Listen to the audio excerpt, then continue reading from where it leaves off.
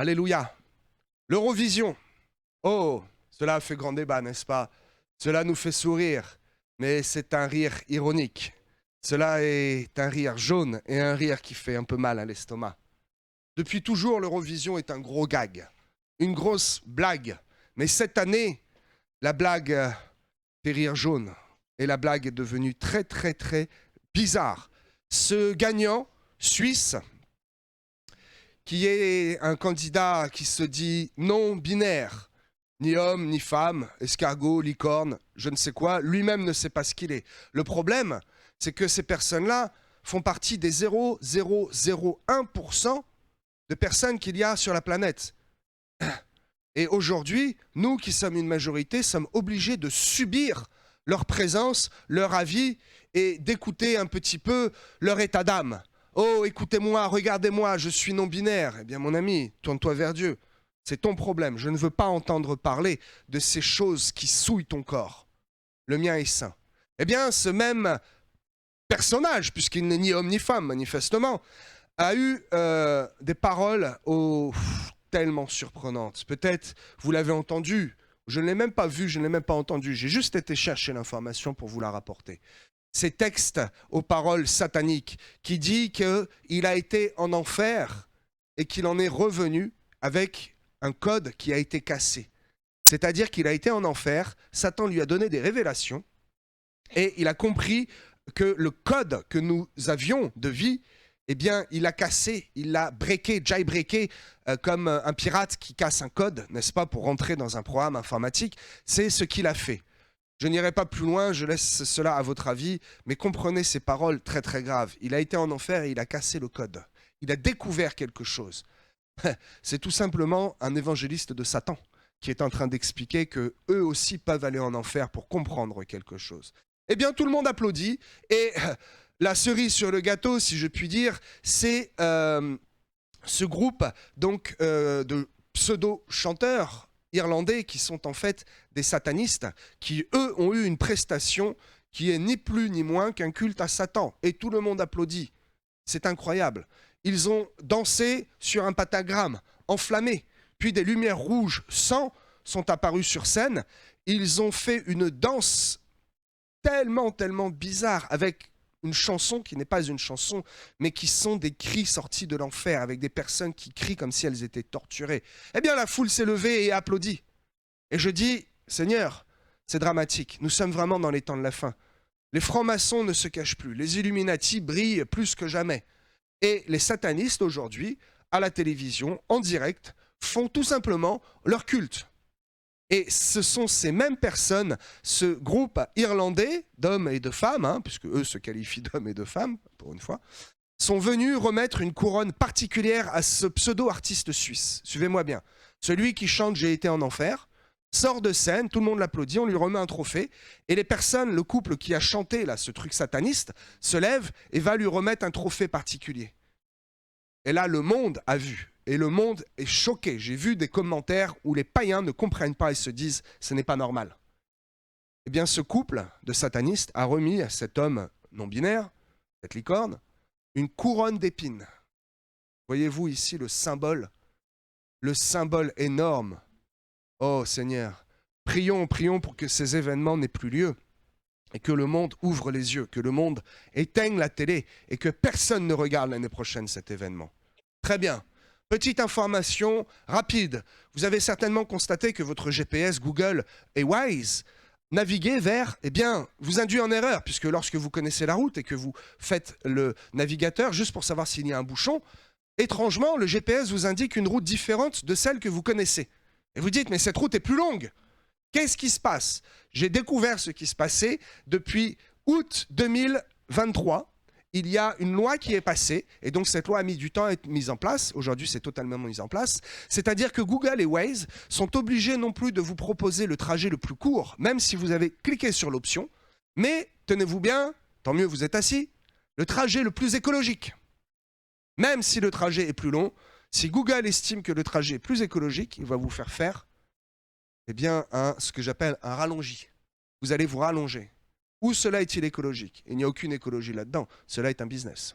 Voilà la réponse à cette question. Pourquoi mon GPS fonctionne mal et m'indique la mauvaise route. Vous avez désormais la réponse.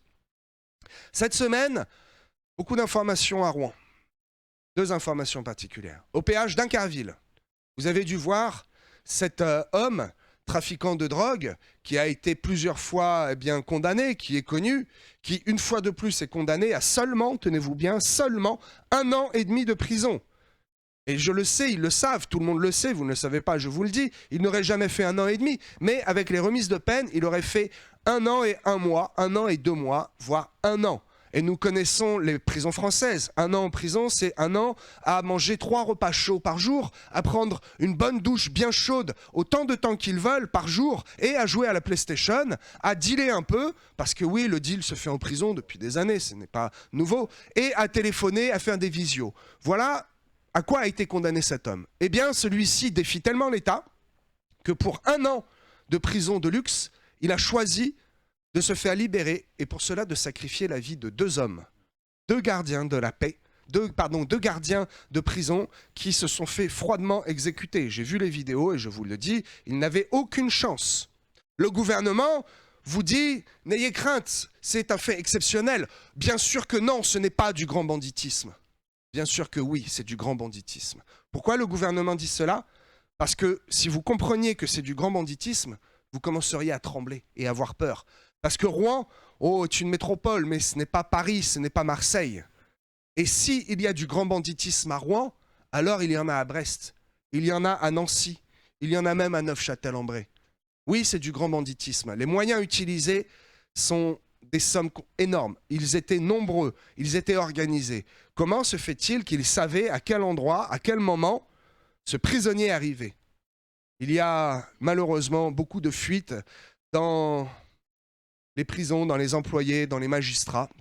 Et à cause de ces fuites, ces personnes qui ont dû être payées très cher, eh bien cela a causé de morts, a causé beaucoup de panique et énormément d'argent dépensé par l'État pour rechercher ce prisonnier qui, je vous le dis, est déjà bien loin. Voilà où nous en sommes aujourd'hui, malheureusement, dans nos actualités. Qu'est-ce qui se passe en Nouvelle-Calédonie? 6 morts. Terrible. Je vais accélérer parce que les nouvelles pourraient durer très vite. Pourquoi est-ce qu'il y a cette révolte? Parce que les insurgés, qui sont en fait un tout petit groupe ultra minoritaire, n'acceptent absolument pas la gouvernance du continent sur la Nouvelle-Calédonie, le peuple kanak. Ils sont très peu. Il y a eu en 2021 un grand référendum pour demander au peuple s'ils souhaitaient ou non leur totale indépendance.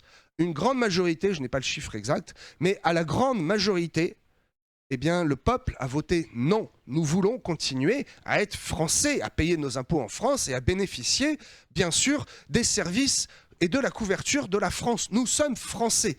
Eh bien, ce petit peuple d'indépendantistes a littéralement pété un plomb lorsque la loi est passée, cette loi qui autorise les ressortissants calédoniens qui sont nés sur l'île ou qui ont plus de 10 ans d'habitation sur l'île à voter.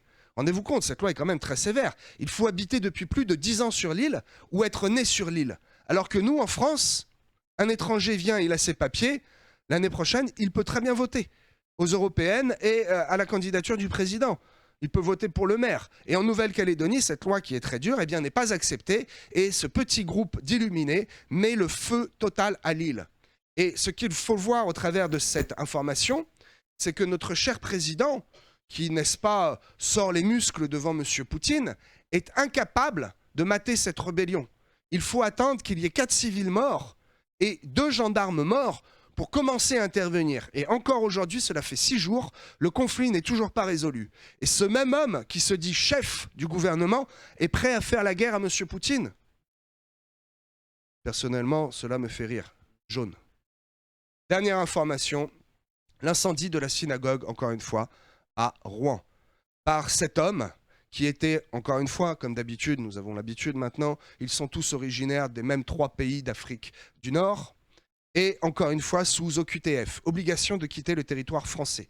Cet homme aurait dû quitter depuis plus de 5 ans, et cet homme se retrouve au petit matin, 6h, 6h30, avec un couteau de 25 cm, une barre de fer et un cocktail Molotov, devant la police, après avoir commencé à allumer un feu dans la synagogue. La police arrive, il tire le cocktail Molotov et Enfin, notre gouvernement commence à prendre un peu la mesure au sérieux. Le feu est ouvert, cet homme est abattu. Bien. Ce que je vois au travers de cette actualité, c'est que cet homme est isolé, je vous le dis. Ce n'était pas ce que l'on peut appeler un acte de terrorisme. C'est un terroriste individuel. C'est-à-dire que ce n'est pas à la mosquée qu'il a entendu ça. Ce n'est pas dans des réseaux secrets où on lui a dit « va, brûle ». Cet homme, un matin, s'est laissé faire par un démon qui l'a excité et qui a dit « Oh, ces Juifs à Jérusalem, ils exterminent mon peuple ». Mais les Palestiniens ne sont pas ton peuple. Les Palestiniens, c'est un peuple... Oh, je ne m'exprimerai pas jusqu'au bout parce que je pourrais avoir des problèmes. Mais c'est un peuple de Palestine. Et donc cet homme a eu une envie de zèle de faire quelque chose. Il a pris ce qu'il avait sous la main, une bouteille de bière, un peu d'essence. Il a commencé à mettre le feu à la synagogue. Merci Seigneur, Dieu n'a pas permis que le feu prenne, que toute la synagogue prenne et qu'une partie du centre-ville prenne feu également. Les policiers sont intervenus et malheureusement, la fin, cet homme meurt. Un de plus. Il aurait pu éviter la mort et se tourner vers le vrai Dieu. Cela n'a pas été le cas. Voilà pour la fin des nouvelles de cette semaine. Alléluia.